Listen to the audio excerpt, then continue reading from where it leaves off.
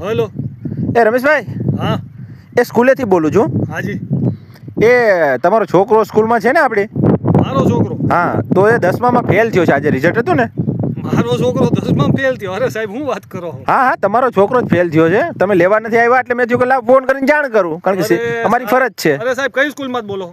આપણી જે સ્કૂલમાં તમારો છોકરો છે ને નાનો? અરે પણ મારો છોકરો અત્યારે 5મા ધોરણમાં છે સાહેબ. અરે નહીં, આ તમારો જ છે. એને કીધું, તમારું નામ દીધા, નંબર છે આપ્યા મને. અરે નંબર આપ્યા પણ ભૂલ થઈ ગઈ છે એક નંબર ની. મારો છોકરો 5માં ભણે છે હજી તો. ઉભા રહ્યો, એને કંઈક મમ્મીનું નામે કીધું, એના શીતલબેનનો. હા હા હા હા હા. હા, એ તમારો જ ને? હા હા, તો એ જ છે ને તમારો મોટો છોકરો? અરે ના ના, હવે ઈ મોટો છોકરો નથી, ઈ તો મારે પેલી ઘરવાળીનો છોકરો છે. પછી એ તો તમારો જ ને, પેલીનો કે બીજીનો? અરે મેં ખર્ચા ઉપાડવા ના પાડી દીધી, બરાબર છે. અમારે છૂટાછેડા થઈ ગયા છે ને, 3-4 વર્ષ થઈ ગયા. ઓ એવું છે? હા. તો આખા હજી તમારા નંબર દેતો ફરે? એટલે ઈ મારા નંબર જૂના છે, મેં સિમ કાર્ડ ફેરવ્યું નથી હજી. એવું છે? હા. સોરી હો, પણ હવે આ ફેલ થયો ને શું કરશો? એટલે ઈ મારો પ્રશ્ન નથી સાહેબ, તમને કહું છું ને, તમે એના બાપાને ફોન કરો.